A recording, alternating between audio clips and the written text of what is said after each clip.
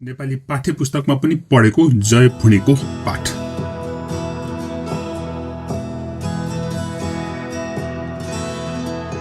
जय भुँडी व्यास बाजेले 18 पुराण लेखे, तर सबभन्दा जरुरी एउटा पुराण चाहिँ लेख्न बुसुक्कै बिर्सेछन्। वेद व्यासको युगमा बिर्सेको कुरा आज वेद नाशको युगमा तैँले कसरी सम्झिस् भनेर भन्नुहोला। मलाई पनि हिजै मात्र आफ्नै बुढी आमाले झट्ट सम्झाइदिन्। साथै यस पुराणको महात्म्य पनि मैले उनैबाट दृष्टान्त सहित बुझ्ने मौका पाएको र अरू पुराणको प्रारम्भमा शारदायै नमः भने जस्तै पुराणको सुरुमा म भन्छु बुढी आमायै नमः। परलोकको निम्ति होइन, यसै लोकको निम्ति, नसुनी नहुने र परोपकारको निम्ति होइन, आत्मोपकारको निम्ति नबुझी नहुने यो सर्वकालीन, सर्वदेशीय र सर्वधर्मीय पुराणको नाम हो भुँडी पुराण। भुँडी विश्वको सर्वोच्च देवी हुन्, जसलाई मान्छेले मात्र होइन देवादिदेव महादेवले पनि मान्नु परेको थियो।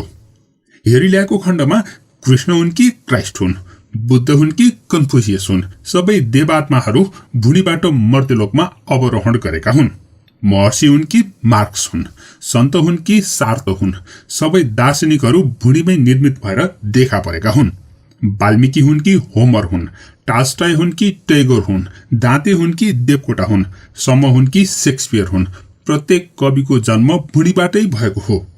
अलेक्जेन्डर हुन् कि चङ्गेज खाँ हुन्, लिङ्कन हुन् कि लेनिन हुन्, नेपोलियन हुन् कि जङ्गबहादुर हुन्, बिस्मार्क हुन् कि पृथ्वीनारायण शाह हुन्, सबै नेताहरूको उद्गम स्थल भुँडी हो।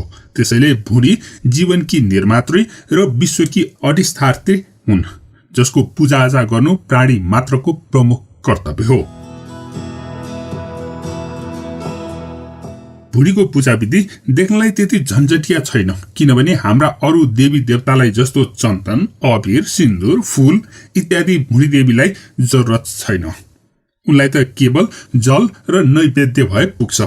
तर जल र नैवेद्यका प्रकार र मात्रा चाहिँ विवेचना गर्न लाग्यो भने भुँडी पूजा जस्तो अप्ठ्यारो न भीमसेन पूजा हुन्छ न भगवती पूजा। जल मात्र कति थरी चाहिन्छ, कति थरी, चिसो, तातो, सेतो, रातो, चिल्लो, खल्लो, नुनिलो, गुलियो, अमिलो, धमिलो इत्यादि। अझ नैवेद्य त के, कति र कस्तो भनी बयान गरेर साध्यै छैन। त्यसकारण यसबारे पुरा जान्ने इच्छा छ भने बरु कुनै नैवेद्य विशेषज्ञले लेखेको भुँडी पूजा पद्धति पढ्नुहोला, अथवा कुनै भुँडीवालकी बुढीसित सोध्नु भए पनि हुन्छ। यो पुराणमा त यति मात्र जनाइन्छ कि भुँडी देवीलाई नैवेद्य चाहिन्छ। नैवेद्यको अभावमा वा कमीमा, नैवेद्यको हेलचेक्राइमा वा लापरवाहीमा भुँडी रिसाइहाल्छिन्।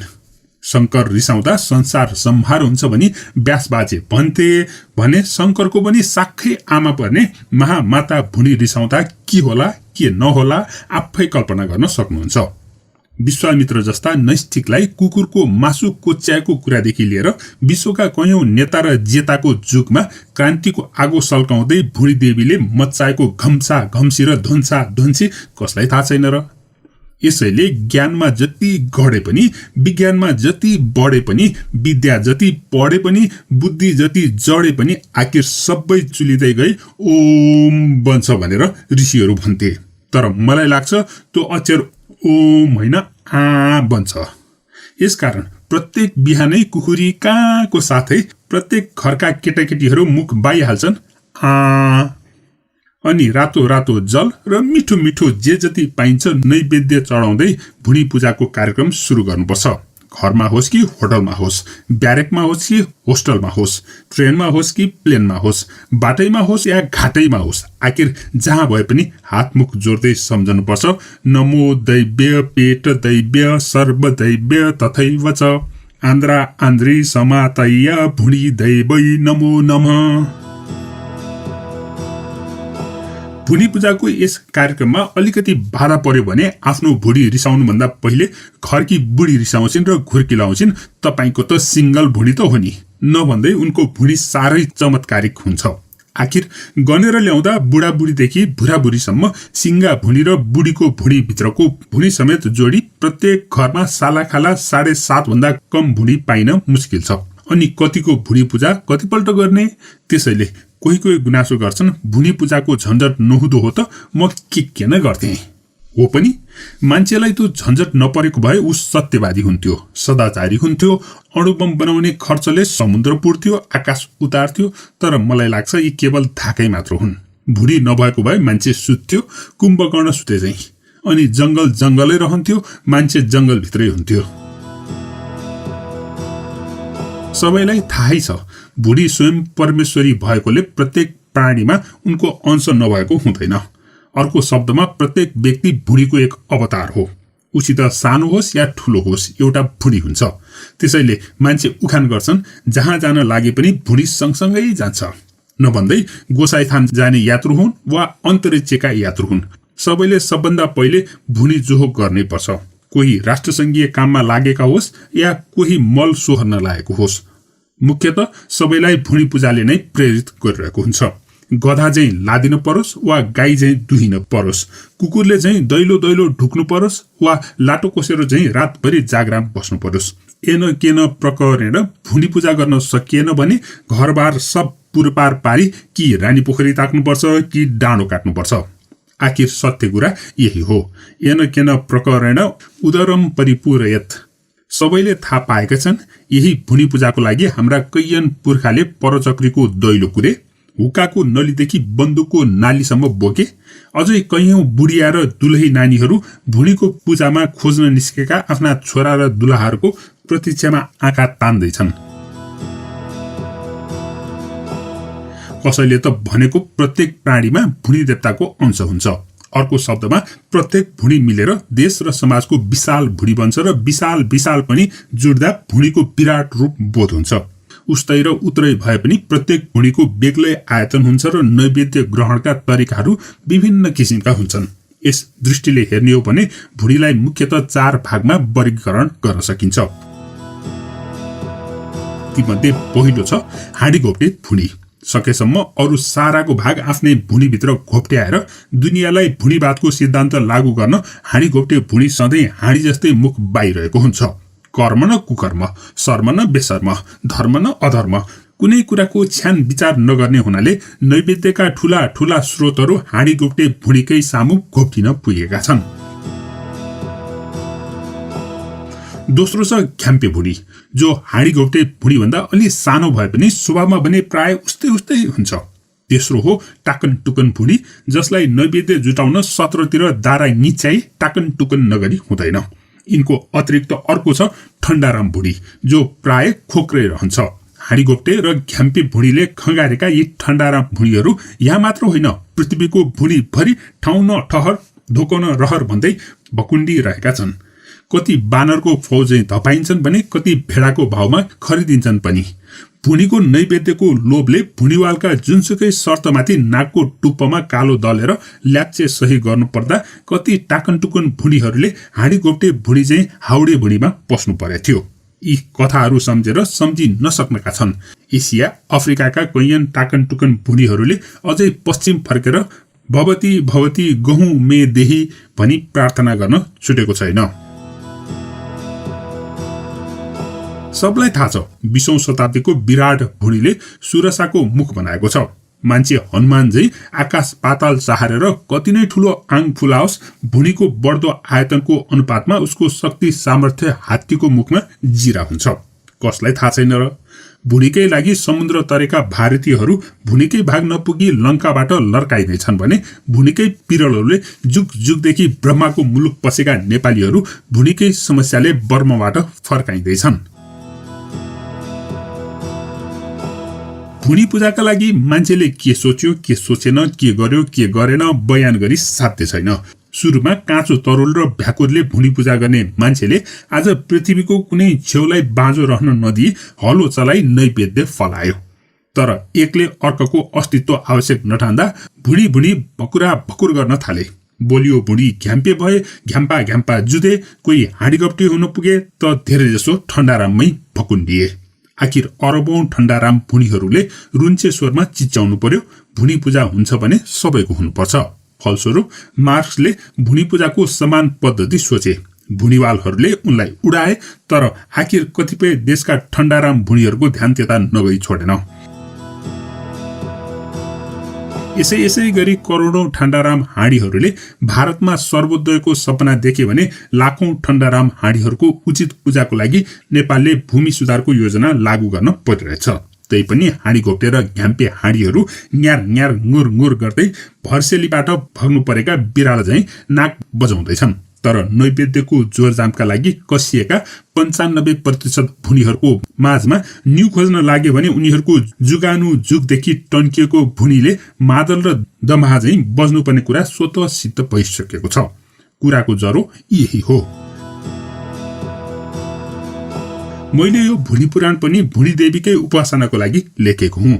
जुन दिन भूमि सुधारको महामेला सकिएर खोजे जस्तै गरी सबैले भुनी पूजाको सौभाग्य पाउलान्, त्यसै दिन व्यास बाजेका 18 पुराणमा 19औं महापुराणको रूपमा मेरो भुनी पुराण नजोडिएला त। जय भुनी, जय भुनी। यो थियो भुनी पुराण, जय भुनी। यही भुनी पुराणको आशय र मुकबाङ जातक कथाको आशय उस्तै भएको हुनाले दुईटै प्रस्तुत गरिएको हो। भैरव अर्यालको पहिलो प्रकाशित हास्यव्यङ्ग्य संग्रह काउकुतीबाट काउकुतीको पहिलो निबन्ध चरीचुच्चे छ। हो, मान्छे विचित्र छुच्चा भए, चौपट्ट लुच्चा भए। यिनै छुच्चा र लुच्चाको मिचमा परेर हामी जस्ता लाटा सुदा मान्छे फुच्चामा गनियौं। अनि गुच्चा खेल्दा जसरी चुपो लागेर सुदो गोठीलाई चारैतिर ताकिन्छ, त्यसै गरी लुच्चा र लुच्चाका कुर्कुच्चाहरू सधैँ हामी जस्ता फुच्चालाई घुच्चा खुवाउनमा तम्सिरहेका हुन्छन्। हुँदा हुँदा छुच्च्याई र लुच्याई नजान्नेहरूले अब बालुवाको लुच्याई पकाएर खाए मात्रै हो, नत्र निर्वाह गर्न मुस्किलै छ। छुच्चा र लुच्चाको आबादी किन यसरी बढ्यो त? सवाल सजिलो छैन। कोही लक काट्छन्, आणविक उन्नतिले दानविक प्रवृत्ति बढ्यो। कोही भन्छन् आचार नभएकोले अनाचार बढ्यो। तर सोध्ने कसलाई? जो जान्दछन् उनी लुच्चा छन्, जसको ज्ञान नै लुच्चो छ, विज्ञान नै छुच्चो छ।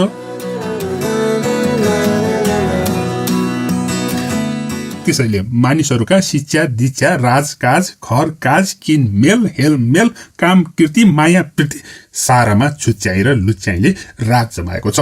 सबैतिर साँठगाँठ मिलाउँदै अचेल मानिस जति पढ्दै र बढ्दै जान्छ उति छुच्चो र लुच्चो हुँदै गएको देखिन्छ। बरु सच्चा कुरा निस्कन्छन् आफू जस्तै फुच्चाबाट। त्यसैले म भन्छु छुच्चा र लुच्चाको संख्या बढ्नु चुच्चाको प्रभाव हो।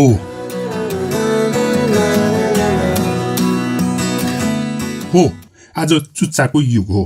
पहिले सुगा मैना कोइली जस्ता चराका चुच्चालाई मात्र चुच्चा भनिन्थ्यो र तिनकै महत्व थियो। तर अचेल प्रत्येक मानिस चुच्चा प्रिय छन्। उनीहरूको सभ्यता चुच्चाधारी छ। युवकहरू टाइको टुप्पो घुच्याएर लतार्छन् भने युवतीहरू केसको जुरोदेखि लिएर जुत्ताको एडीसम्म पनि चुच्याएर युवकहरूको चित्त ठुङ्न खोज्छन्।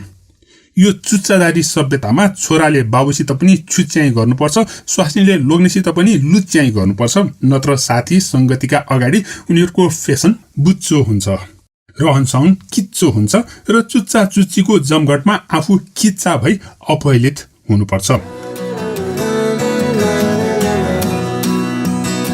त्यसकारण अचेलका केटाकेटी 12 करी पढ्दा सबैभन्दा पहिले चिन्छन् चरी चुच्चे च, जसको त्यति लामो चुच्चो देख्दा देख्दै गुरु चाहिँ मुख बुच्चे म लाई राम्रो म भनी सिकाउन खोज्छन्।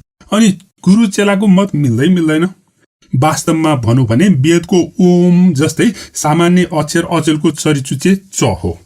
किनभने रात दिन नखाई नहुने चिया चुरोट चुस्की जस्ता अमृतमय अम्मलहरू चरीचुच्चे चबाट नै उठेका छन्। अब यिनको तलतलले मान्छे तुलबुलाउँछ अनि ऊ बाबुको बगलीदेखि स्वास्नीको थैलीसम्म छाम्न पुग्छ। यसबाट सफल हुन नसकेमा उसले अनेकौं चाखलाग्दा जुक्ति बुद्धिको साधनामा लाग्नुपर्छ।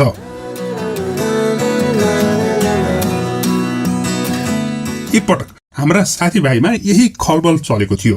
चिया चुरोट चप चुस्की र चलचित्रको गर्जो टार्ने कसरी? नेपालका युवकहरूको आर्थिक स्थिति यही हो। इलम उद्योगको सोच छैन, बोझ खानै पर्ने, बोझ राख्नै पर्ने। खेती गरौं कोदालीको बोझ, व्यापार गरौं किनबेचको छोज। अब खोज गरेर भए पनि जागिरै खान पाएन हो अलिकति मोज हुने, त्यसमा पनि स्यास श्रेष्ठताको बोझ र दिनहुँ हाजिर नभई नहुने झोज आइपर्छ। अब के गर्ने? त्यसैले एक दिन एउटा कुरा उठ्यो, बरु एउटा पार्टी खोलौं, चन्दा उठाउन थालौं। अर्को साथीले भन्यो त्यसो किन नि एउटा पत्रिका चलाउने भनौँ, बासी ग्राहक बनाउँदै जाउँ, वर्ष दिनमा एउटा निकालिदिउँला, अरू त च्वाम भइहाल्छ नि। नभए स्कुल खोल्ने या अस्पताल बनाउने बिङ्गा लगाएर चन्दा उठाए पनि भयो। त्यसै माग्न जाउँ भने सुटेड बुटेड लबिदारको इन्सल्ट भइहाल्छ। चन्दा भनेपछि त न माग्नेले लजाउनु पर्छ न त दाताले रिसाउनुहुन्छ। चन्दा यो 20औं शताब्दीको चतुर्यहरूले आविष्कार गरेको प्रजातान्त्रिक ठग पद्धति हो। चरी चुच्चे चबाटै उठेको न हो। त्यस दिनदेखि कोही ठगिकन जेल जान नपर्ने यस्तै प्रजातान्त्रिक उपाय अपनाउन लागे। कोही यसका कुरा उता उसका कुरा यता गर्दै चुक्लीको पुरुषार्थ गर्न लागे। कोही ठुला बुढाको पुच्छर समाती तरकारीको झोलादेखि लिएर सरकारी ब्यागसम्म बोकी चाकरी गर्न लागे। कोही चिप्ले किरा जस्ता नरम भएर चिल्लो घसी चाप्लुसी गर्न थाले। म थिएँ 3 र 13 तिल्काने। चप्पलको चपेटाले चौरिएको कुनै प्रेमी झैं चौबाटामा लर्खराएको लर्खराई भए। चाकरी चुक्ली र चाप्लुसीको पुरुषार्थ गर्ने साथीहरूको नाक चुचिदा माछा पुछ्रे हिमालको चुचुरो जस्तो भइसक्यो। तर आफूलाई 4 पैसाको चटामरी 4वटा गेडा चना कसैले पत्याउने होइन। अब तपाईँ नै भन्नुहोस्, चरी चुचे चको महत्व कत्रो रहेछ? छकाउने र फकाउने, झुलाउने र फुल्याउने, लकेट्ने र झपेट्ने, खचेट्ने र सङ्गेट्ने, यी सबै यसै चुच्चाका देन नहुन्?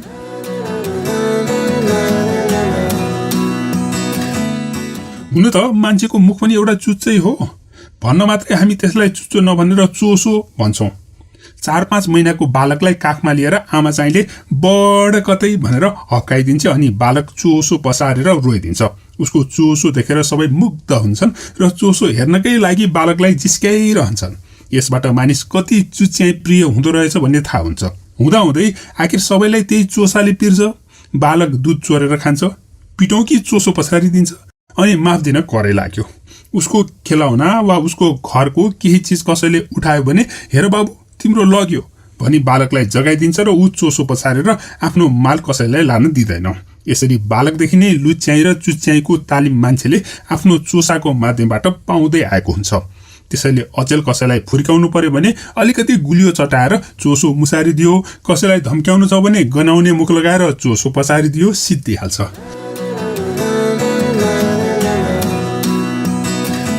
मैले भनिहालेँ नि, मानिसको चुच्चै मुख हो। कसैले अचेल कोही मुजुरको झैं चुच्चा सिँगारेर राम्रा भनिन खोज्छन् अनि सिनेमाका राम्रा राम्रीले झैं मानिसहरूलाई बुच्याइदिन्छन्। कोही चाहिँ सुगाको चाहिँ चुच्चो चलाएर विद्वान भनिन खोज्छन् अनि अचेलका नेता नेतीले झैं भाषणले फकाएर मान्छे छक्काइदिन्छन्। कोही चमेराको चुच्चो मिलाएर प्यारा बन्न खोज्छन् अनि बुवासोले झैं मानिसलाई फुल्याएर सुल्याइदिन्छन्। अनि कोही बाजका चाहिँ चुच्चा तिखारेर बलिया भन्न खोज्छन् अनि ठुला ठुला राष्ट्रका चाहिँ परस्पर चुच्चा जुधाएर लुरे लाम्रे देशहरूलाई चप्पाइदिन्छन्। त्यसकारण सुखपूर्वक बाँच्न चाहने हो भने अब सबैले चकार महात्म्य पढेर चुच्चाको महत्व बुझ्नुपर्छ, छुच्चा हुनुपर्छ, लुच्चो हुनुपर्छ।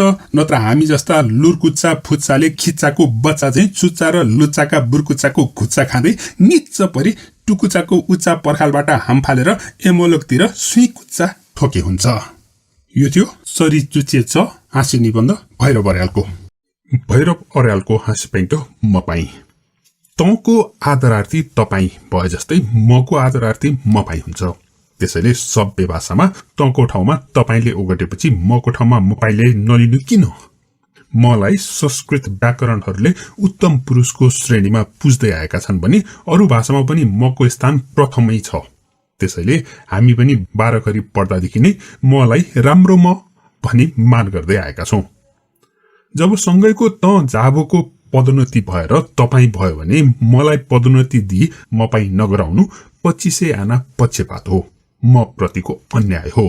यसकारण अरूले तपाईँ भने पनि नभने पनि हामीले आफूलाई मपाई भन्नै पर्छ। यो युगको माग हो। मपाईको मन्तव्य यस्तै छ।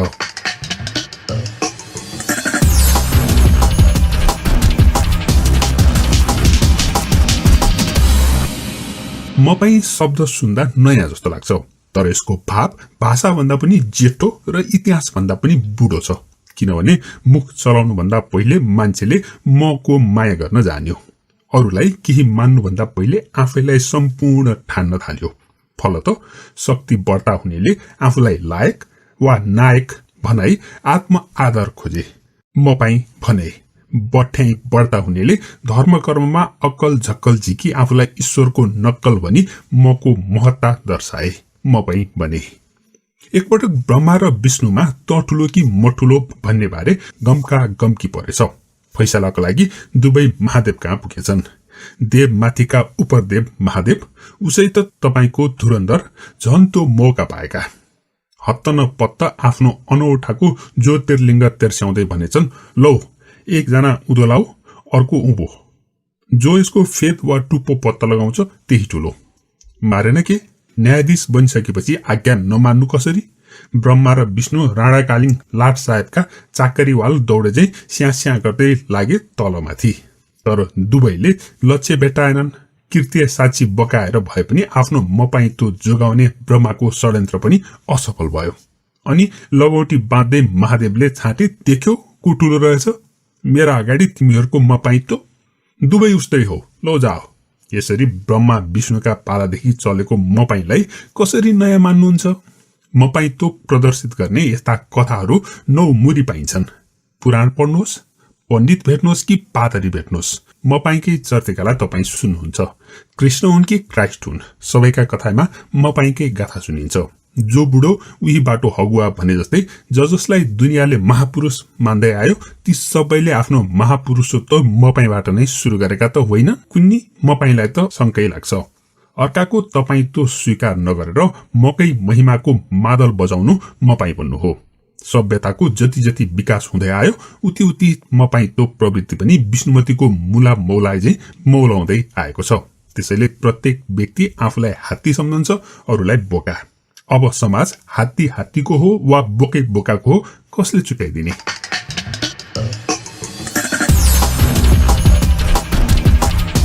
अर्को शब्दमा मपाइतो एउटा नशा हो। यसले लट्याएपछि ककटेल पार्टीका श्रीमानहरूले चाहिँ अब मपाइहरू एक अर्काका बीच ठक्कर खान र चर्किन थाल्छन्। सम्झनु भएन?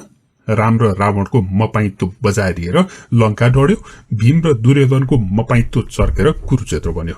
यस्तै मपाईको चर्का चर्कीमा हिरोसिमामा एउटा बम पड्क्यो र जर्मनी खड्गीज्यू कहाँको बनेल बन्यो। हिरण्यकशिपुदेखि हिटलरसम्म, अलेक्जेन्डरदेखि एडमबर्डसम्म, बाबरदेखि बबरसम्म कसले आफूलाई मपाई भनेन? तर के गर्नु, सबै मपाई ठोकिए। बरालिने पोइको खाटमुनि गुण्डाका मुन्टा टाउका जुझे झैं। फलस्वरूप नौरङ्गी क्रान्ति भए, संघर्ष भए, युद्ध र महायुद्ध भए। आखिर बलियाहरूको मपाई झन पाक्यो, चतुरहरूको मपाई झन चर्क्यो। दब्ने मपाईको इतिहास माटोमा मिल्यो, जितुवा मपाईको महिमा चितुवा चाहिँ उफ्रियो। त्यसैले रामायण लेखियो, रावणायण लेखिएन। चन्द्रमयुग देखियो, देवमयुग देखिएन। मपाईको त यस्तै खस्रा कुरा गर्ने बानी छ। नास्तिक भनुन् वा नाकठाँडो भनुन्, मपाईलाई पनि आफ्नो महान मपाईत्वमा पूरा विश्वास छ। वास्तवमा मपाई बन्नु आत्म आदर खोज्ने मानवीय मनस्थितिको मोटो विशेषता हो। आफू जस्तै बामपुटके भए पनि अरूलाई होच्याइदिन पाए हातले नचोइकन धर्को लामो पार्ने बीरबल मेथड अफ डेभलपमेन्ट सफल भइरहन्छ। त्यसैले होला खुश्चेभले मरिसकेका स्टालिनको जरैसम्म जुङ्गा उखेलेर मपाई भने। त्यसैले त जुनसुकै गल्लीमा भेटिने जोसुकै मान्छेसित सोध्नुहोस्, सब चोर, सब लोफर, सब आबरा, सब नामर्द, सत्य भन्नु उही मात्र जो तपाईसँग हाँकिरहेको हुन्छ। प्रत्येक पसलले भन्छ म अरू जस्तो ठगा होइन। प्रत्येक कर्मचारी छाड्छ म अरू जस्तो कामचोर र घुसखोर होइन। प्रत्येक युवती नखरा पार्छ म अरू जस्तो छडुली होइन। प्रत्येक युवक थक्कु लगाउँछ म अरू जस्तो नामर्द होइन। प्रत्येक कवि कलाकार फुल्छ म अरू जस्तो बकमफुसे होइन। प्रत्येक नेता गुड्डी हाँक्छ म अरू जस्तो ज्यासजुस लिडर होइन। ओहो, जसका अगाडि उभिए पनि उही मपाई जन्ने थुक्का छिटा मुखमा पर्नु सिवाय केही छैन। हुँदा हुँदा गल्लीको लुते कुकुरले कुई कुई गरेको सुन्दा पनि म अरू जस्तो भुस्या होइन भनी भुइँ छोडेको त होइन भन्ने शङ्का लाग्छ मपाईलाई। शङ्का मात्र होइन, कुकुरको मपाई झन् मापाको हुन्छ। फोहोर खाने जात भएर के गर्नु? जुनसुकै देवी देवताको स्थानतिर हेर्नुहोस्, वरिपरि झुम्मिरहेका हुन्छन् उनै। मोटरमा गुड्नेदेखि रकेटमा उड्नेसम्म सौभाग्य पाएको कुकुर जस्तोसुकै लुते, लुखुरे, लिडे, तिल्के, टाटे, रागे पाटे, झिल्के, झ्याउरे भए पनि आफूलाई बेलायती नै सम्झिन्छ। त्यसैले त मान्छे जहाँ पूजा गर्छन् कुकुर त्यहाँ जिब्रो लतपताइदिन्छ। मान्छे जहाँ ढोक दिन्छन् कुकुर त्यहाँ तुर्काइदिन्छ। कसले नदेखेको छ र? एक चौटा मासुको निम्ति अथवा एउटी मालिक कुकुर्नीको निम्ति कुकुरहरूको मपाई कसरी चर्किन्छ, कसरी उनीहरू दाँत निच्याएर एक अर्कासित लुछाचुडी गर्छन् र कति चाँडै मित्र शत्रु बन्छन् अनि मपाईको धुमरके झण्डा पिँधतिर झुन्ड्याएर एकै दिन भए पनि एकैछिन भए पनि कुकुर तिहार मनाउँछन्, माला लगाउँछन्।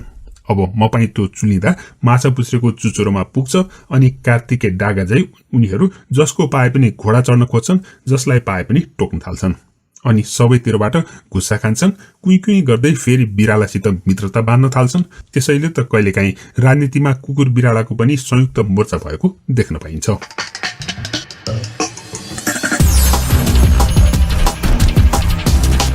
मपाई न धार्मिक दृष्टिले पाप हो न कानूनी दृष्टिले अपराध।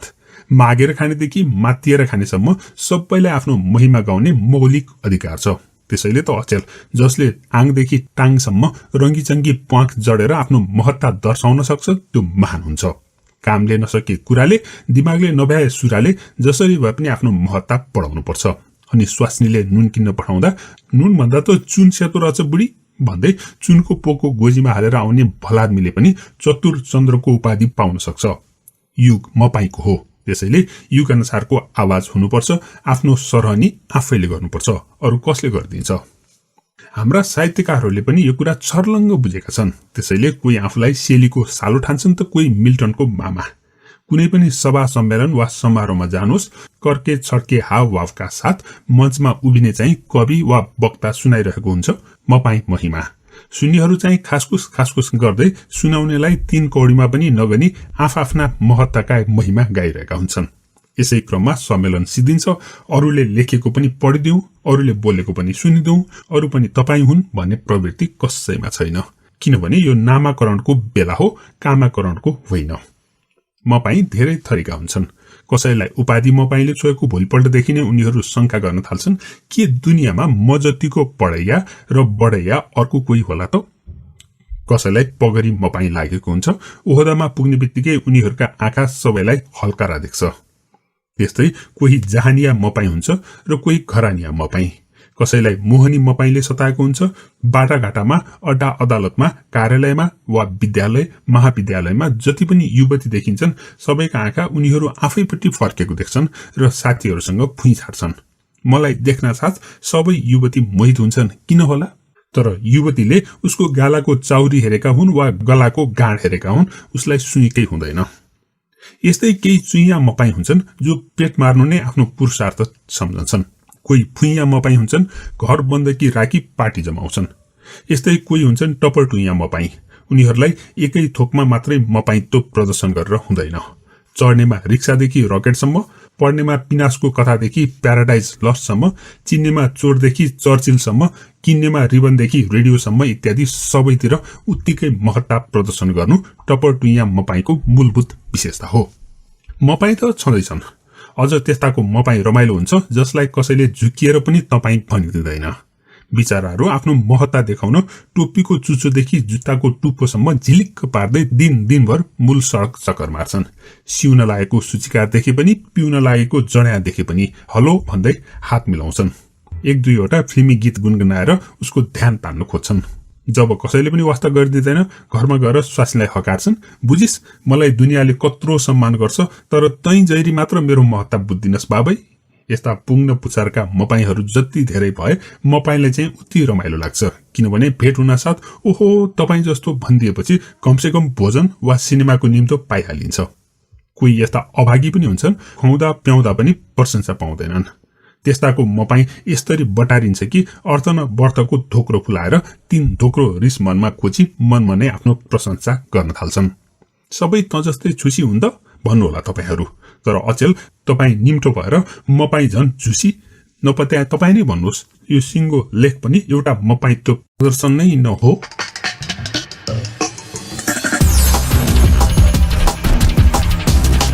यो थियो भैरव अर्यालले लेखेको हास्य निबन्ध मपाई।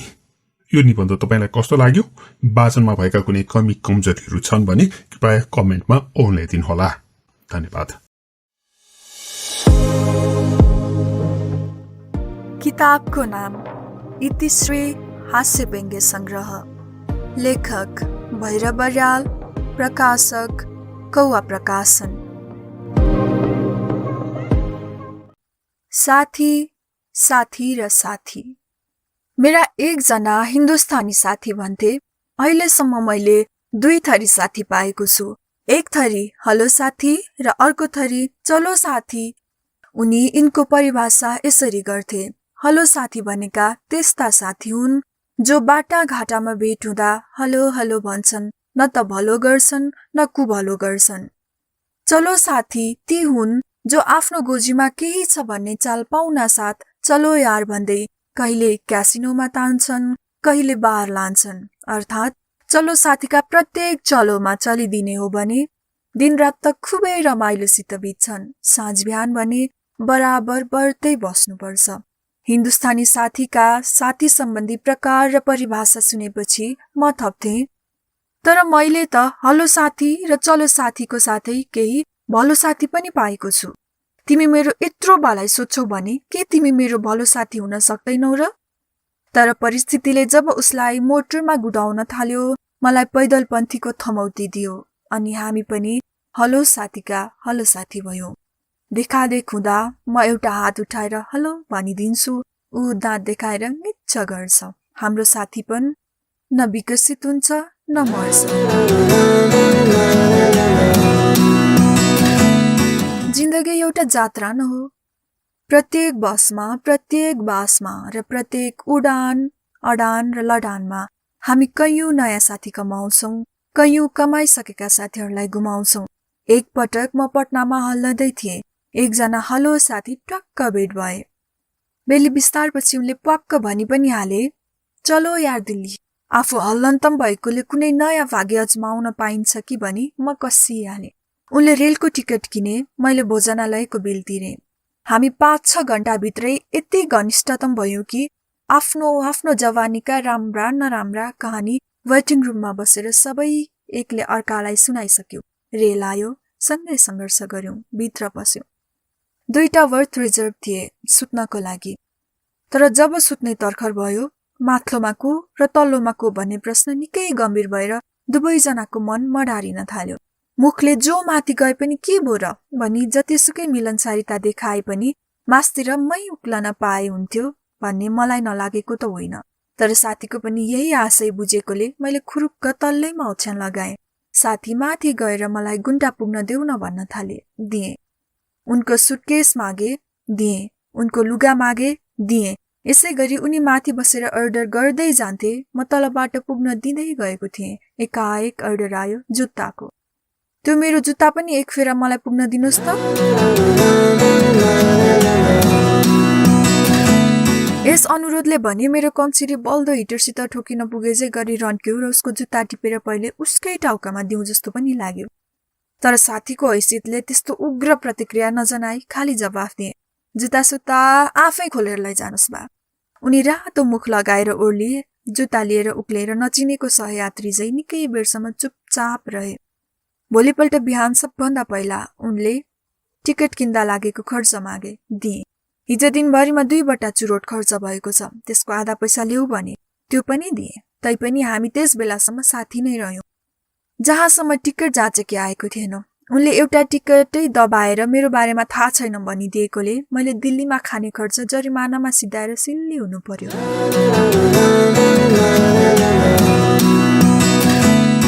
जब म यो घटना अधोपान्त सम्झन्छु, साथी त्योका 5 प्रकार हुँदा रहेछन् जस्तो लाग्छ। एउटा कहिलेकाहीँ हेलो साथी पटनामा भेट भएपछि चलो साथी भयो। रेल नचलुन्जेल ऊ भलो साथी देखियो। त्यसपछि ऊ जुत्ता बोकाएर मेरो दलो साथी हुन खोज्यो। उसका 17 अनुरोध मानेको कुनै माने नै रहेन।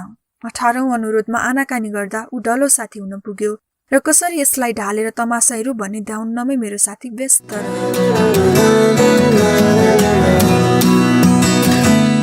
त्यसैले अचेल नयाँ साथी बनाउँदा र आफूलाई कसैको साथी बनाउँदा यो साथीपन कस्तो प्रकारको हुने हो भन्ने मलाई साह्रै उत्सुकता लाग्छ।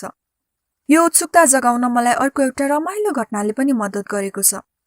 उनीहरूको कानमा नपरोस्, तपाईलाई भन्न के भो र, हगि?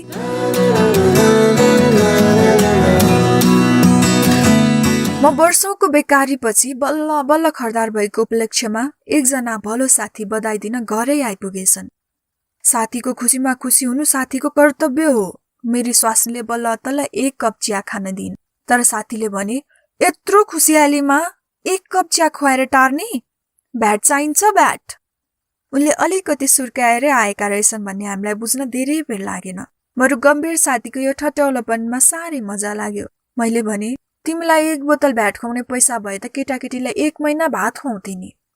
तेरो कोट बेचेर पनि म आज नखाइ छाड्दिन भन्दै उनी किलाको कोट झिकेर लम हिँडिदिए। हामी मरी हाँस्यौं।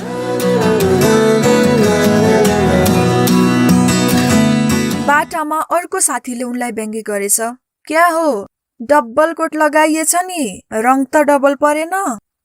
उनले जवाफ दिएछन्, त्यो छुसीरामजी खरदार भएपछि झन् मात्तिएछ। मेरो अलिकति सापट लगेको कहिल्यै तिरेन र आज त मोराको कोटै खोसेर ल्याए। कुरा कता सुसाउँदै मेरो कानमा पनि पस्यो। झोक त चलेको हो, तर मुख झमझमाएको बेला मान्छेले के भन्छ के भन्दैन भनी मैले यसलाई पनि हाँसोमै उडाइदिएँ। आइतबार अफिस पुग्न साथ हाकिमले सोधे, आज किन कोट नलगाइकन आउनुभयो? मैले सजिलै उत्तर दिएँ, गर्मी चढ्न थालेछ, बुर्सट प्यान्ट नै हल्का होला भनेर कोट छाडिदिएँ। उनले च्याठिएर भने, यही चरित्रले त जागिर खाइन्न है। म जिल्ल परेँ। पछि बुझ्दा थाहा पाइयो कुनै भलो साथीले उनको कानमा गडन्त कुरो सुटुक्क छिराइदिइसकेको रहेछ। राम खरदारले हिजो कुन भट्टीमा जाँड खाँदा कोटै बेचेर खाएछ। म स्तम्भित भएँ। भात खाँदा दाल तरकारी अचार सबै थोक खानु परे झै जागिर खाँदा गाली चुक्ली छुल्याइ झुल्याइ सबै थोक खानु पर्दो रहेछ भन्ने लाग्यो। तैपनि भोलि कोट लगाएर आएपछि आरोप स्वतः खण्डित भइहाल्छ भन्ने ठानेर मैले कसैसित कुनै वाद विवाद गरिन। अफिस छुटेपछि सरासर कोट लैजाने साथी कहाँ गए। साथी आइपुगेका रहेनछन्। साथीकी श्रीमतीले भनिन्, कोट छोटको कुरा मलाई थाहा छैन, मेरो लोग्नेलाई अहिलेसम्म ससुरालीले पुर्याइदिएका छन्, कसैको जडौरी लाउनु पनि परेको छैन। उनी भुट्न लागेको मकै भटभटाए चाहिँ के भटभटाउँदै थिइन्। म 2 हात 2टा काखीमा लुकाएर लम्के। फेरि म कोट माग्न पनि गइन, पुर्याउन पनि ल्याएनन्। एउटा कोट साथीले लियो या हरायो यसमा केही थिएन। एकैछिनको रमाइलोमा एउटा हिजोसम्मको भलो साथी डलो साथीमा परिणत भइसकेको देख्दा नेपाली साथीत्वको क्षणभङ्गुरतामा अत्यन्तै विस्मात लाग्यो। घरै नगई म नयाँ कोटको तर्जुमा गर्न आफ्नो पुरानो एउटा साथी कहाँ पुगे। ऊ राणाजीको छोरो थियो। हुन त न हाम्रो वर्ग मिल्थ्यो न वर्ण, तर पनि केटाकेटीदेखि नै मन मिलेको थियो। मलाई उस कहाँ पुगेर सपना नसुनाई बिउजे जस्तो लाग्दैन थियो। ऊ पनि राम नआइकन घाम लाग्छ र भन्दै म नपुगुन्जेल ओछ्यान छाड्दैन थियो। अलि ठुलो भएपछि शिकार खेल्न जाँदा ऊ साथीको हैसियतले मलाई छाड्दैन थियो, म साथीको हैसियतले बन्दुक बोक्थेँ। ऊ जथाभावी पैसा उडाउँथ्यो, म उसका बाबुआमाको गाली खान्थेँ। ऊ बिराउँथ्यो, म थानामा गई माफी माग्थेँ। छोटकरीमा भनौँ भने म उसको दलो साथी नै हो। उस कहाँ पुगेर कोटको हर्जा देखाउँदै मैले उसँग 100 रुपियाँ कर्जा मागे। उसले दार्शनिक झै भाषण गर्यो, हेर राम, साथीलाई कर्जा दिनु भनेको साथी गुमाउनु हो। नमागु साथीकै पैसो त हो नि भन्छस् त छिटो तिर्दैनस्, मागु 100 रुपियाँको निम्ति खरिदस्ने भन्छस्, उल्टो मदेखि रिसाउँछस्। त्यसैले साथीको हैसियतले म प्राण दिन सक्छु, पैसो दिन सक्दिन बा। यो सुन्दा मैले झट्ट गजडीहरूको मित्रता सम्झेँ। गाजा खाउन्जेल उनीहरू यति घनिष्ठ हुन्छन् रे कि भोलिदेखि स्वास्नी साटासाट गर्ने सल्लाह पनि उनीहरूको चल्छ रे। यो अलौकिक त्यागको सल्लाह चल्दा चल्दै एउटाले अर्कोसँग एउटा चुरोट झिक्न भाइ भन्यो भने अर्को त्यागी साथी भन्छ रे, त्यो चाहिँ नभन्बा, यो 1 खिल्लीको 4 पैसा पर्ने चुरोट मैले बाँड्ने गरेकै छैन। यसो भनेर मैले आफ्नो राणा साथीलाई गजडीसित अवमूल्यन गर्न खोजेको किमार्थ होइन। मित्रता आदर्श राख्न मित्रको संकटमा पनि आँखा चिम्लिन सक्नु पर्दो रहेछ भन्ने दलो साथीको दर्शन तपाईलाई बताइदिन खोजेको मात्रै हो। नडाँटिकन भनौँ भने आफ्नो निम्ति साथीभाइलाई दल्नुसँग दल्ने र उनीहरूलाई परेको बखत 3वटा सिर कोडेर छल्ने रोग कहिलेकाहीँ आफैलाई पनि लाग्छ।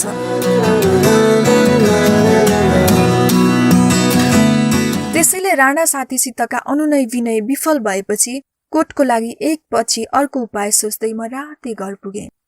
घरमा एउटा साथी सपरिवार आएर पर्खिरहेको रहेछ। पोहोरसम्म त ऊ मेरो भलो साथी थियो, तर अचेल मेरो बदख्वाई गर्दै हिँड्छ रे भनी मलाई अर्को साथीले सुनाएकोले ऊप्रति मेरो राम्रो धारणा भएन। बाटाघाटामा देखादेख हुँदा ऊ निकै नजिक भएर कुरा गर्न खोज्थ्यो। म अघिल्तिरको आधी दाँत देखाएर अर्कातिर तर्कन्थे। एक शब्दमा मैले उसलाई मनमा नै भलो साथीबाट 1 नम्बरको ढलो साथीमा डिमोसन गरिसकेको थिएँ। त्यसैले उसको अनुहार देख्दा पनि मलाई रिस उठ्थ्यो। त्यस्तो मान्छेलाई स्वास्नी सहित आफ्नो घरमा आएर जमिरहेको देख्दा मलाई तुरुन्त तगाराको नोल झिकेर ठट्टाइ लगाएर जस्तो लाग्यो। तर शिष्टाचारवश त्यो गर्न सकिन। भलाकुसारी भए। उसले भन्यो, तैले मेरो जति सुकै बदख्वाई गर्दै हिँडे पनि म त तेरो भलो साथी नै हुँ। मैले भने, मेरो लास बेपत्ता पार्छु भन्थिस् रे। आज यो ढाँचा देखाएर मेरो लास लिन आएको होस् कि? विवाद गर्दा गर्दै के पत्तो लाग्यो भने मलाई जुन साथीले मेरो बदख्वाई गर्दै हिँड्छ भन्थ्यो, त्यसैले उसलाई चाहिँ म उसको बदख्वाई गर्दै हिँड्छु भनिदिएको रहेछ। हाम्रो साथी त्यो पुनर्जागृत भयो। मैले आफ्नो मर्का बताएँ। ऊ कसरी मद्दत गरौँ भनी छटपटाउँदै थियो। श्रीमती चाहिँले लगाइरहेको तिलहरी फुकाल्दै भनिन्, अहिले यही राखेर काम चलाउने कि?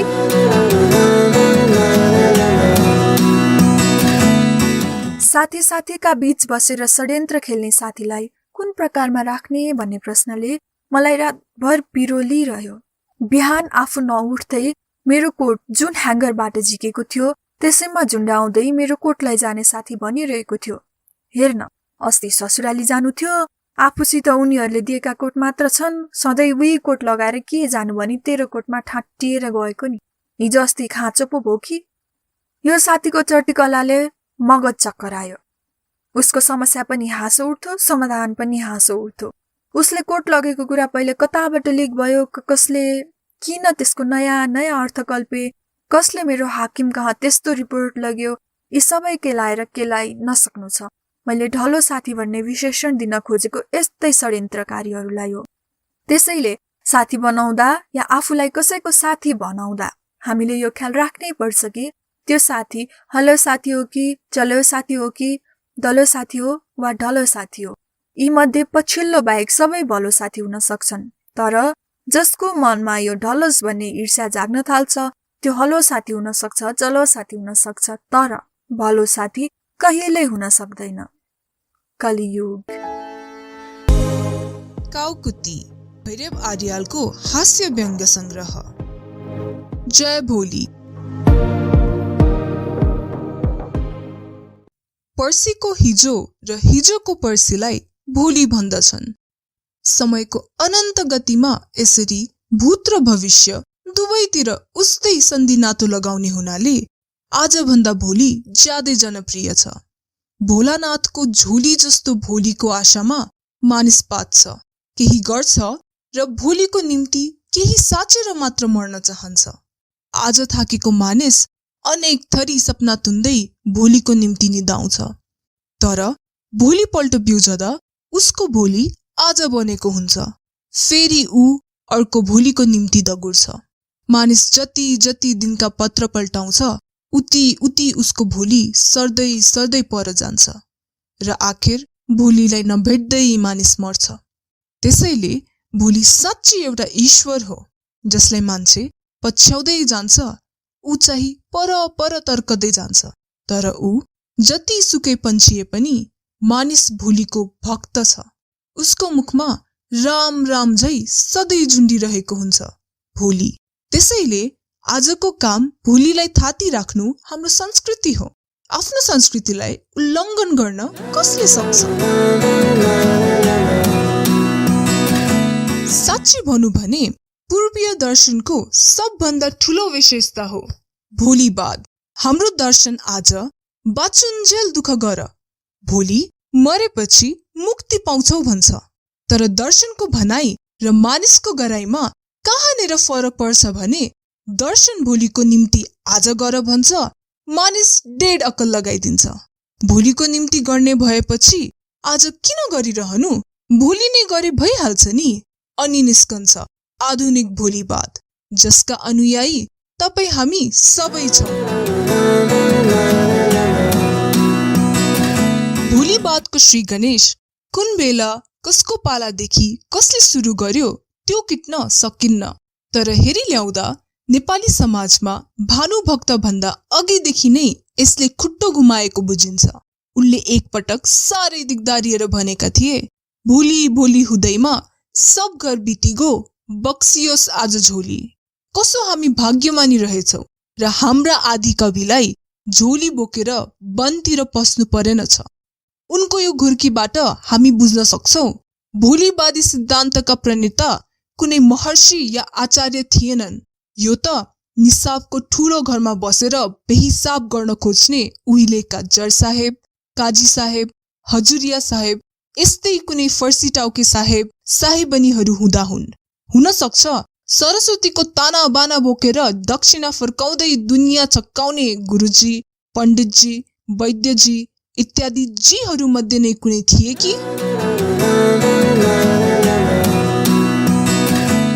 हाम्रो जीवा भन्नुहुन्थ्यो, उहिले राजर्षि महाराजको पालामा कुन्नी कता हो आगो लाग्यो रे। लग्न 7 घरपेटीले थरीलाई पुकारेछ। थरी ससुरालीमा श्राद्ध खान निस्किसकेकोले थरीनीले भनिछन्, भोलि उहाँ आउने बित्तिकै म भनिदेऊला। भोलिपल्ट बिहान एक चिलिम तमाखु पनि राम्रो ननिखारिकन थरीजी पुलिस चौकीमा पुगेछन्। तर चौकीका हवलदार छुट्टी लिएर हिँडिसकेछन्। घरतिर सिपाहीले सोही बेहोरा बताई थरीलाई भोलि आउने आज्ञा दियो। भोलिपल्ट चौकीले खबर दियो र त्यसको भोलिपल्ट थानामा खबर पुग्यो। थानाले घोषवारालाई, घोषवाराले हजुरियालाई खबर गर्दा गर्दै श्री 3 महाराज कहाँ 3 महिना 3 दिनपछि तात्तातो बिन्ती चढ्यो कि फलाना ठाउँमा आगो लाग्यो। 13वटी नानीहरूसँग जिस्किरहेका श्री 3 ज्यूले लौ भोलि सम्झाउनु भन्ने हुकुम दिए। भोलिपल्ट मुखारीको मौका पारी हजुरियाले डराई डराई बिन्ती बिसायो, सरकार फलाना ठाउँमा आगोले सिद्ध्याएछ। काखीमा अत्तर छिट्न लगाउँदै श्री 3 बाट तात्तातो हुकुम बक्स्यो, लौ भोलि नै निभाउन लगाइदिनु। हिजो आज जस्तो टेलिफोनको व्यवस्था त्यतिखेर पनि भएको भए त्यस्तो हुँदैन थियो कि भन्नुहोला। तर मानिसलाई भोलि बादले छोएपछि टेलिफोनका बाबुको पनि केही लाग्दो रहेनछ। अस्ति मात्रको एउटा कुरा सुन्नुहोस्, मेरी एउटी नातेदार महिला ज्यूलाई प्रजा बढाउने व्यथाले अठ्याएछ। तपाईलाई थाहा होला नि, अघिका जस्ता हिँड्दा हिँड्दै ब्याउने दरा आइमै कहाँ छन् र अचेल। पाउने 2 महिना अघिदेखि बुढी छाम्दै डाको छोड्दै कन्न थाल्छन्। त्यसमाथि पनि यिनी त थिइन् पहिला बेते। त्यसैले अस्पताल नपुर्याई त कुरै थिएन। हत्त नपत्त छिमेकीको टेलिफोनमा गएर हलो हलो गरेको त कोहीबाट रिसिभरको तार मात्र तुङरुङ हल्लियो, कतैबाट कोही बोलेन। फोन धनीले भने लाइन बिग्रेको 3 दिन भयो, भोलि भन्दा भन्दै बनिसकेको छैन, कृपया भोलि एकपटक पाल्नुहोस् न। लौ लौ भन्दै कुर्दै अस्पतालतिर। अस्पतालमा एउटी युवती नर्सले सबै बेली विस्तार सुनिन् र मधुर मुस्कान साथ भनिन्, आज सिट पनि खाली छैन, सुपरिन्टेन्डेन्ट साहेब बाहिर जानु भएको छ, कृपया भोलि पाल्नुहोस् न। एम्बुलेन्स कारको ब्रेक पनि भोलि बनिसक्छ। हुन्न भनेर पो के गर्नु र? भला भोलिको तारिख दिए पनि छिमेकीको टेलिफोन मात्र बनेको भए पनि हलो हलो भनेर कनिरहेको महिला ज्यूलाई कृपया भोलिसम्म पर्खनुहोस् है भन्नुहुँ। तर त्यो पनि थिएन। लुत्रे कान लगाएर 2-3 घण्टापछि उनी कहाँ पुगे। त्यही बिचारीले अटोमेटिक मेथडबाटै काम सिद्ध्याइछन् र मात्र, नत्र। अब तपाईले भन्नुहोस्, भोलि बाद हटाउन फोनका बाबुको तागत चल्दो रहेछ त? काम छिटो होस् भनेर दिन प्रतिदिन वैज्ञानिक चमत्कारहरू बढ्दैछन्। न्युयोर्कमा बोलेको कुरा न्युरोडमा सुनिने भयो, पेरिसमा हात चलाए काठमाडौँमा टेलिप्रिन्ट हुने भयो। तर भोलि बादमा कुनै प्रभाव परेको देखिँदैन। राजर्षि महाराजका पालादेखि झण्डै आजसम्म मैले हाम्रो सिंहदरबारलाई भोलि दरबार भन्ने नाम राखेको छु। किनभने त्यहाँका एक तला, एक कोठा, एक कुना, एक टेबल, तपाई जहाँ जस्तो काम लिएर पुग्नुहोस्, भोलिको निम्तो नपाई छाड्नुहुन्न। जागिर माग्नेदेखि लिएर तारिख माग्नेसम्म सबै भोलि। सिंहदरबारबाट होस् कि स्याल दरबार, भोलि बादलाई शिरोधार्य नगर्ने अड्डा अदालत पाउनु प्याज नखाने बाहुन भेट्टाउनु जस्तो गाह्रो भइसक्यो अब। सरकारी क्षेत्रको मात्रै हो र असरकारी क्षेत्रको पनि गति उही हो। भोलि दिउला भनी पैँचो लगेको पैसाले 500 भोलि भुत्याइदिन्छ। पसलेहरू आज नगद भोलि उधारो भनिरहन्। उधारो नदिई उनीहरूले सुखै पाउँदैनन्। ग्राहकलाई उधारो तिर्ने चाहिँ भोलि आउँदै आउँदैन। कुनै मालिकले नोकरलाई 50 रुपियाँ तलबका निम्ति 50 भोलि कुदाउँछन्। कुनै हितैषीले 3 मिनेटको कुरालाई 3 वर्षसम्म भोलि भोलि भनी गनाउने चोक कुराउँछन्। ऋण लिन जाँदा साहु भन्छ भोलि, लेख लिन जाँदा लेखक भन्छ भोलि, तारिख लिन जाँदा बहिदार भन्छ भोलि, तलब लिन जाँदा तहबिलदार भन्छ भोलि, लुगा सिइसक्यो भन्दा सूचीकार भन्छ भोलि, चोक बढारिँदैन भन्दा कुचीकार भन्छ भोलि। हुँदा हुँदा लोग्ने स्वास्नीमा पनि भोलिवादी भाकाले एक अर्कालाई पर्खाउने बानी बसिसकेको छ अचेल। लोग्नेले टोपी धोइदेऊ न भन्यो भने स्वास्नी भोलि धोइदिउला भन्दा भन्दै 7 दिन बिताइदिन्छे। स्वास्नीले नुन खाँचै छ भनी भने भोलि ल्याइदेउला भन्दा भन्दै लोग्नेले पर्खाइदिन्छ 7 दिन।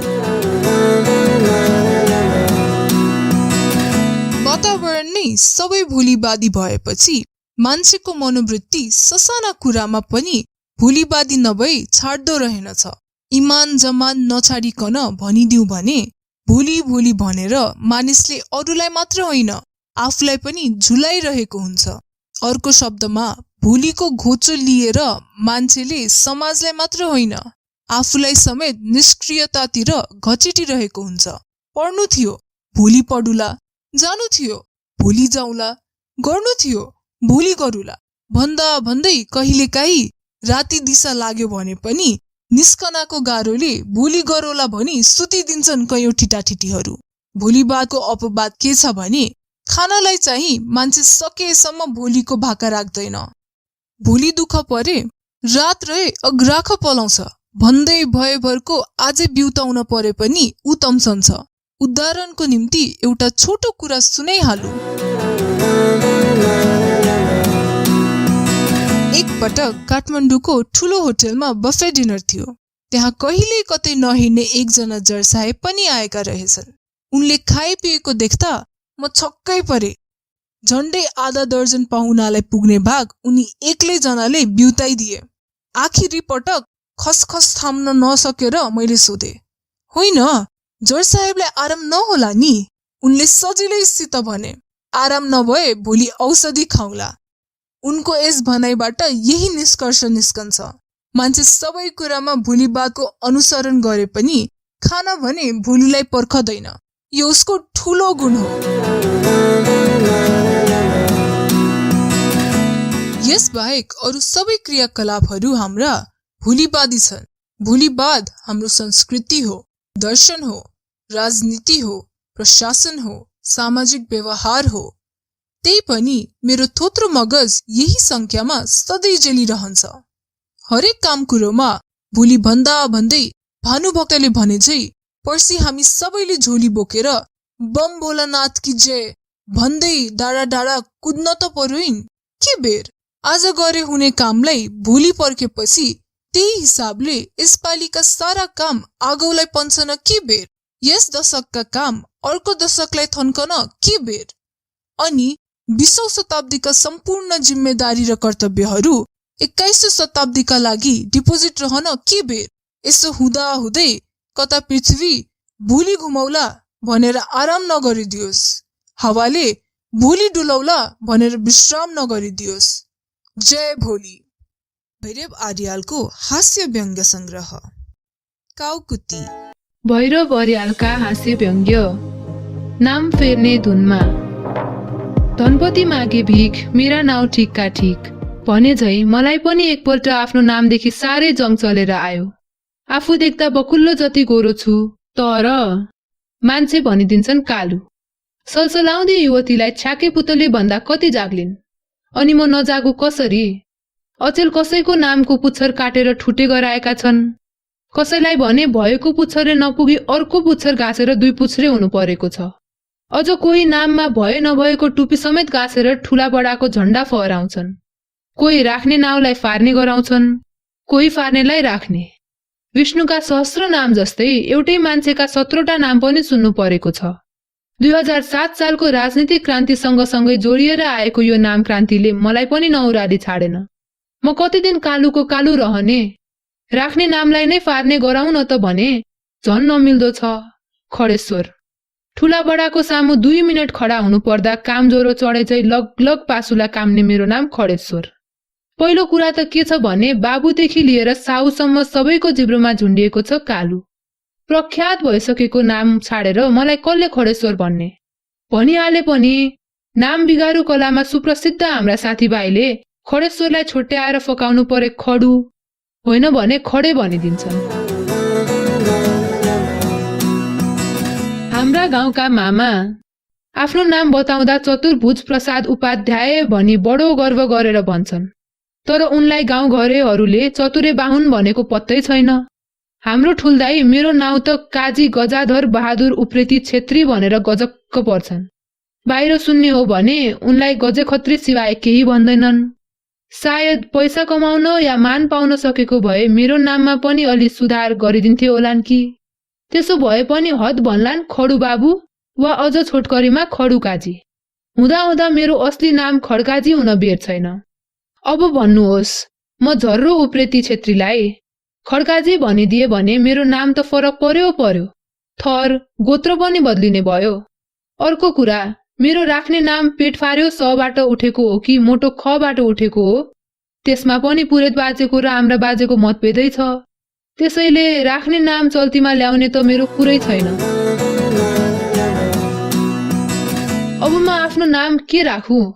विष्णु सहस्रनाम, गणेश सहस्रनाम, सूर्यका 12 नाम इत्यादि शास्त्रीय नामदेखि लिएर आफूले आजसम्म हेरेका फिल्म, उपन्यास र नाटकका पात्रहरूका सारा नाम म छान्न थाले।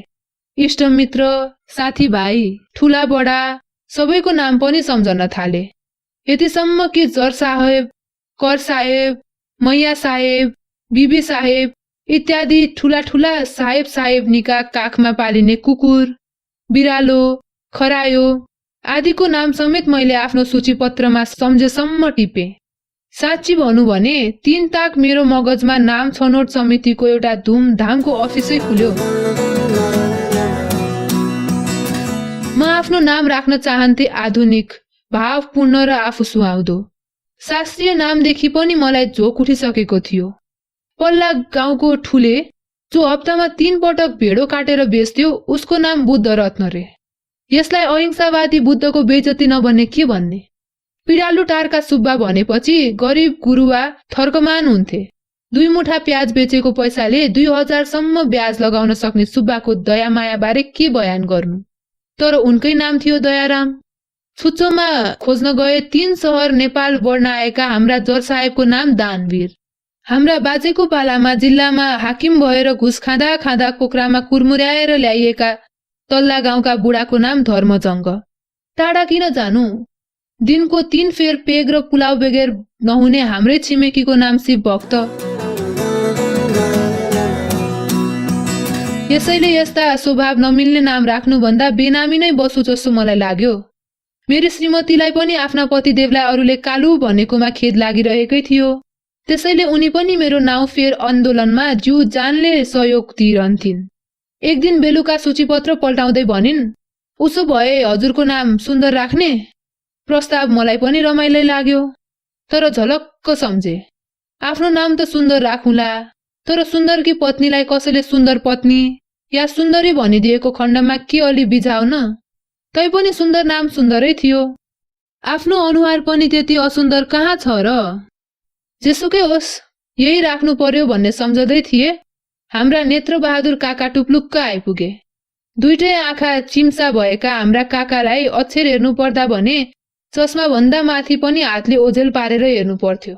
जुन गोरुको सिङ छैन उसकै नाम तिखे भन्ने न्याय अनुसार उनको नाम नेत्रबहादुर रे भन्ने सुन्नासाथ हाम्री दुलै खिल्ल हाँसिन्।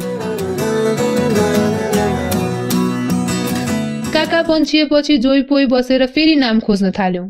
ठुला घरे बहिराको नाम कर्णबहादुर।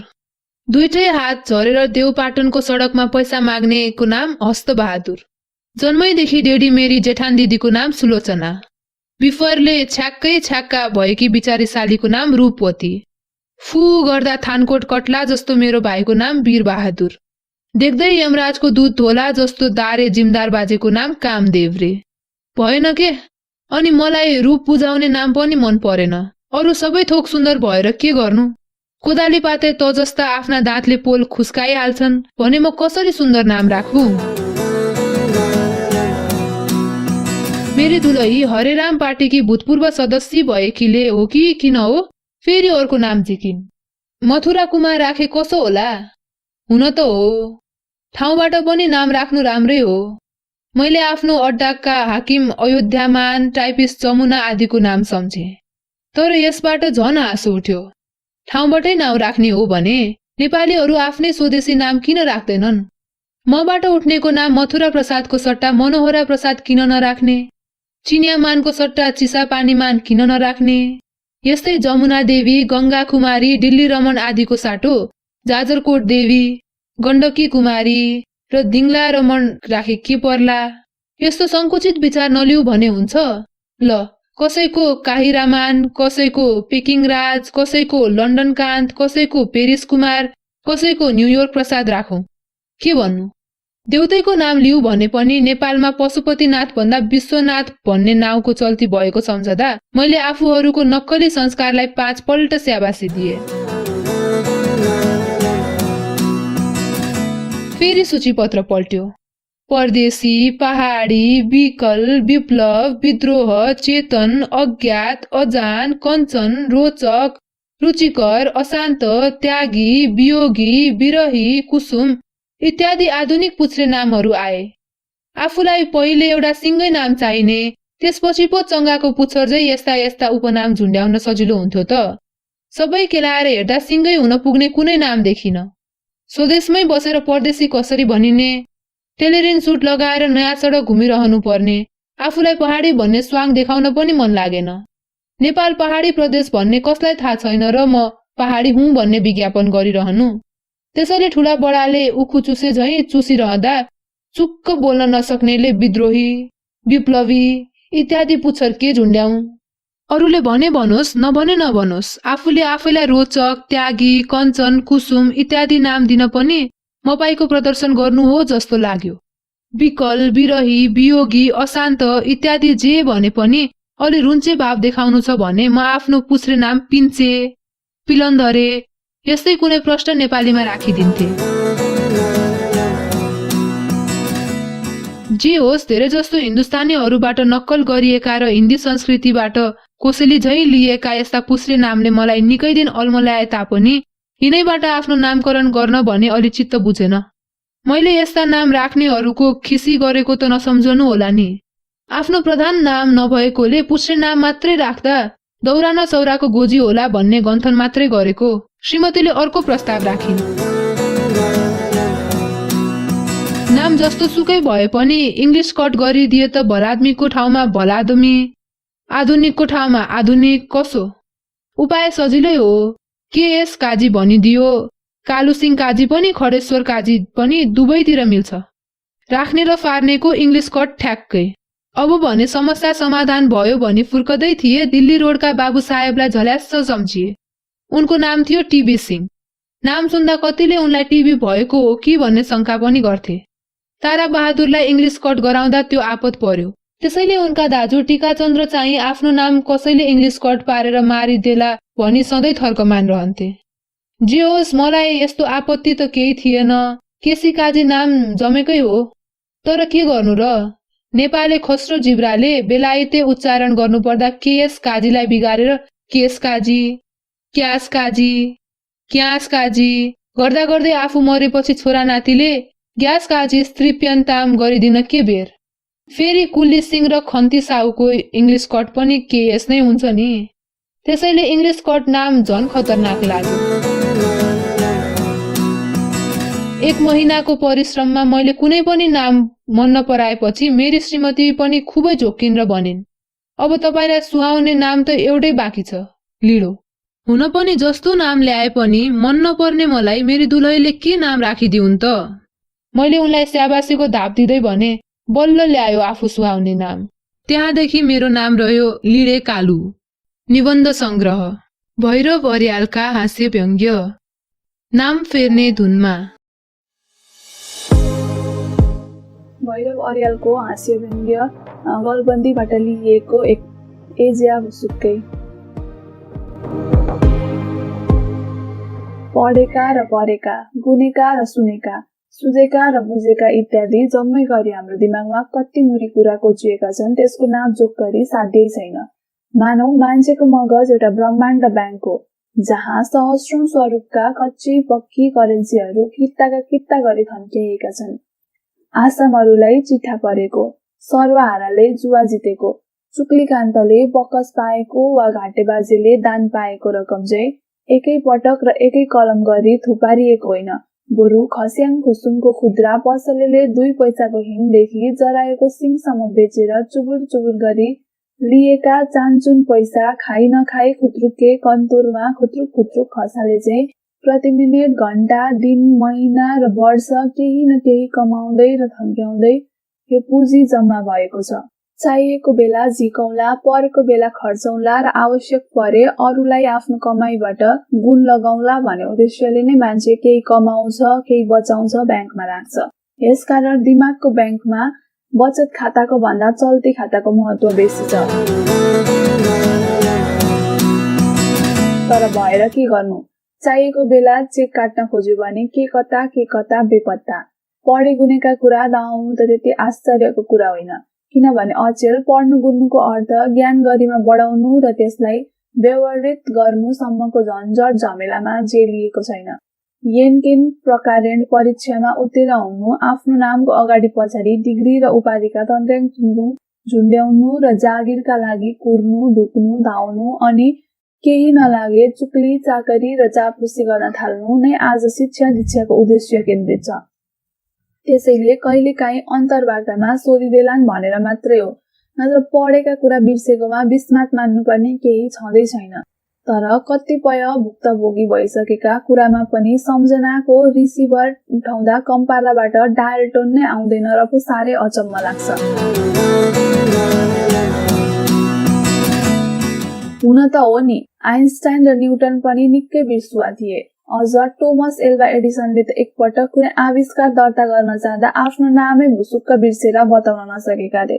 कवि किड्सलाई सम्झनुहोस्, उनलाई अरू त के भर्खरै खाएको वा लुगा लाए नलाएको पनि होसै हुन्न थियो।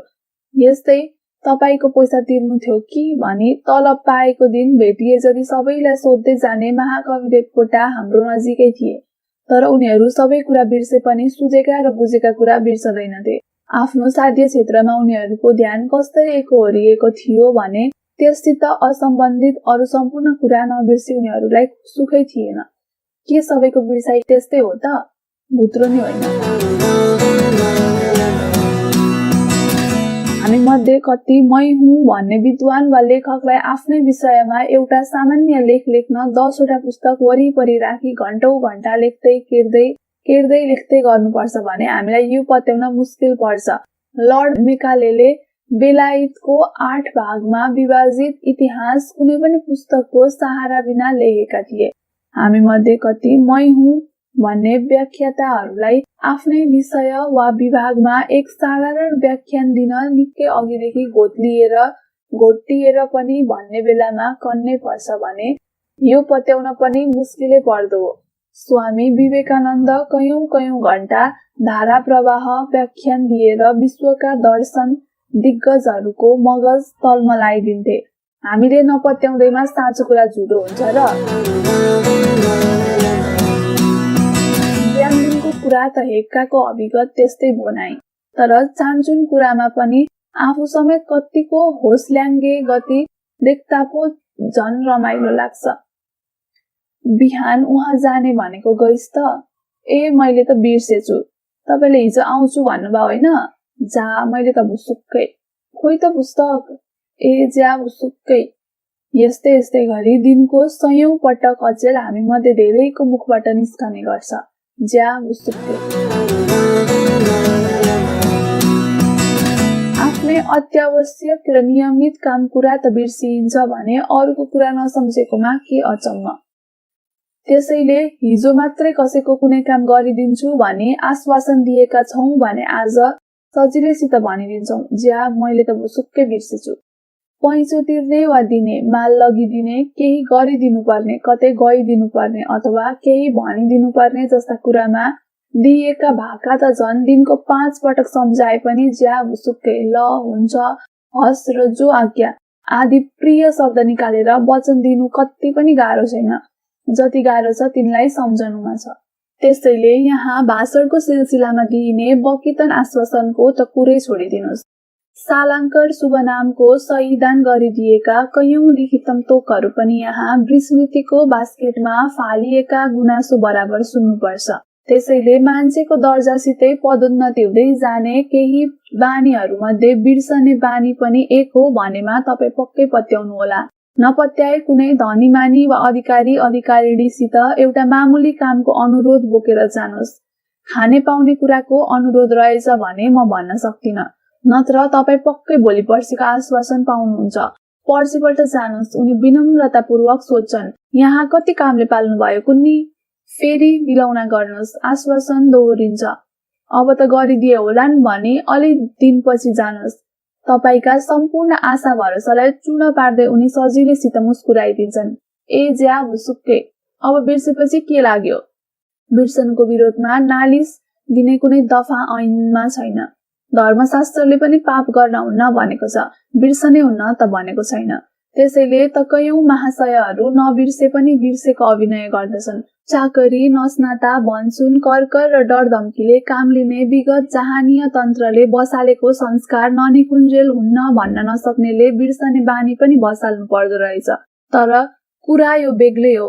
प्रसङ्गको कुरा चाहिँ के भने बिर्सने बानी एक प्रकारको फेसन पनि हो। धेरै ठूला बडामा बिर्सने बानी पाइएपछि चान्चुने बडाहरूलाई पनि आफ्नो बडत्व बढाउन यही बानी बसाल्ने रहर लाग्छ र भन्न थाल्छन्, ठुल्ठुला भारी बोकेकाहरूलाई ससानो कुराको हेक्का कहाँ रहिरहन्छ र। तर यो अर्जी अब्राहम लिंकनले किन निकालेनन्? सम्झने शक्तिमा नामुद जुलियस सिजर र रुजवेल्टको कार्यभार आजका कुनै पनि जीवको भन्दा 1000 खण्ड बेसी थिएन त? अझ नेपोलियन के भन्थे भने मेरो दिमाग खण्डे खण्ड भएको एउटा कन्तुर जस्तो छ, कुन बेला जे चाहिए पनि म यसबाट सजिलैसित झिक्न सक्छु। ल भन्नुस्, कार्यभार बढ्दैमा बिर्सने बानी पनि बढ्नै पर्छ भन्ने कुनै अनिवार्य रहेछ त? अर्कातिर कलाकार वा काव्यकार भएपछि मान्छे अलिकति बेहोसी हुन्छ भन्छन्, तर आदि कवि व्यास र होमरसित चाहिएको बेला प्याट्ट पल्टाएर स्याट्ट सारिदिने न कुनै किताब थियो न सुझेको कुरा सम्झनाको लागि टिपिराख्ने एउटा नक्कले नोटबुक नै। जे थियो उनीसित आफ्नै होस थियो। त्यस्तै सुप्रसिद्ध अस्ट्रेलियन संगीतकार मोजार्ट थिए। उनी गिर्जाघरमा गाइएको संगीतको नोटेसन आफ्नो दिमागमा कसरी टिपिदिन्थे भने घर पुगेर कापीमा एक नबिराई सारेर गाउन सक्थे रे। रेका कुरा किन चाहियो? बालकृष्ण सम र बाबुराम आचार्यको स्मरण शक्ति सम्झदा साधकहरूले बिर्सुवा हुनै पर्छ भने अर्जी नाच्न नजान्नेले आँगन टेढो भने जस्तै लाग्छ।